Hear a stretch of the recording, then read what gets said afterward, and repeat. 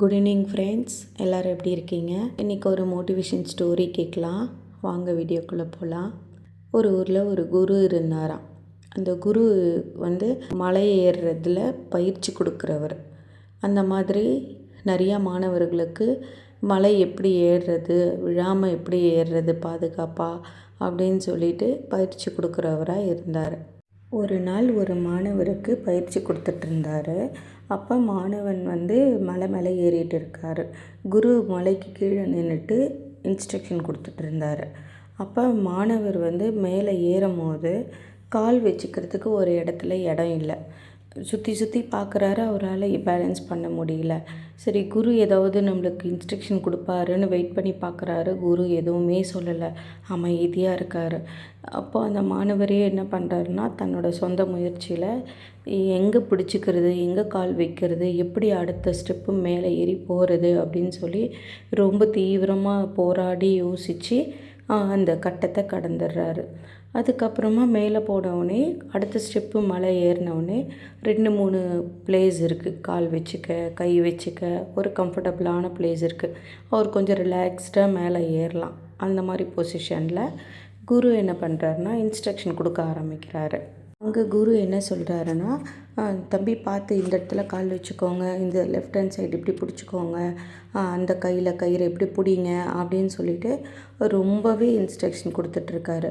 அப்போ மாணவனுக்கு தோணுது, கொஞ்சம் முன்னாடி கீழ்ப்பகுதியில் இருக்க ஸ்டெப்ஸில் வரும்போது ரொம்ப போராடணும், அங்கே இவர் கொடுக்கல.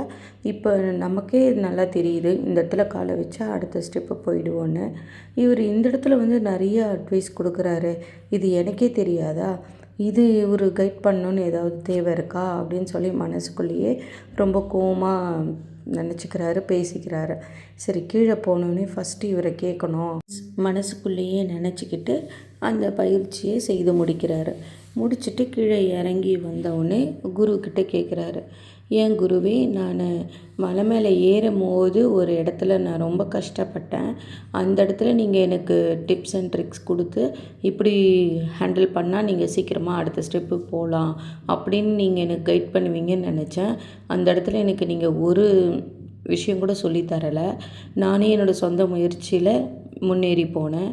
ஆனால் எனக்கு ஈஸியாக கால் வைக்க, கை பிடிச்சிக்கலாம் இடம் இருக்குது. அந்த இடத்துல நீங்கள் எனக்கு நிறைய இன்ஸ்ட்ரக்ஷன் கொடுத்தீங்க. இது எதனால் இந்த மாதிரி செஞ்சீங்க, இது தப்பு இல்லையா அப்படின்னு சொல்லி ஸ்டூடெண்ட்டு கேட்குறாரு.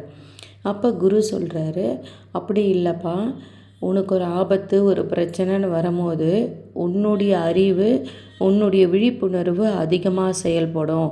ஸோ ஒரு மனுஷன் தன்னோட விழிப்புணர்வில் இருக்கும்போது அவனுக்கு தோல்வியோ பாதிப்போ வராது. ஆனால் நீ ஒரு ஸ்டெப்பு மேலே ஏறி போனவுடனே அந்த இடத்துல கை கால் எல்லாமே உனக்கு பிடிச்சிக்க கம்ஃபர்டபுளாக இருக்குது. ஆனால் அந்த இடத்துல உனக்கு அஜாக்கிரதைன்ற ஒன்று வந்துடும். கேர்லெஸ்ஸாக ஓகே இங்கே தானே, இதை பிடிச்சிடலாம், இதை பிடிச்சி இங்கே காலை வச்சா ஏறி போயிடலாம் அப்படின்னு நீங்கள் நினைப்பீங்க. ஆனால் அந்த இடத்துல உங்களோட விழிப்புணர்வு குறையும் போது அந்த இடத்துல நீங்கள் சரிக்கு விழறதுக்கு 100% வாய்ப்பு இருக்குது. ஒரு குருவுடைய வேலையே உங்களுக்கு எந்த இடத்துல உதவி தேவைப்படுதோ அந்த இடத்துல உதவி செய்கிறது தான்.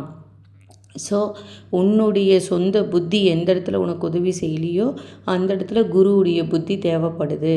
அதனால தான் நான் அப்படி கைட் பண்ணேன் அப்படின்னு சொன்னாராம். குரு இல்லாத வித்தை பாழ் அப்படின்னு சொல்லுவாங்க. ஸோ குரு இருந்து ஒரு விஷயத்தை சொல்லி கொடுக்கும் போது அது நம்ம சரியாக செய்வோம்.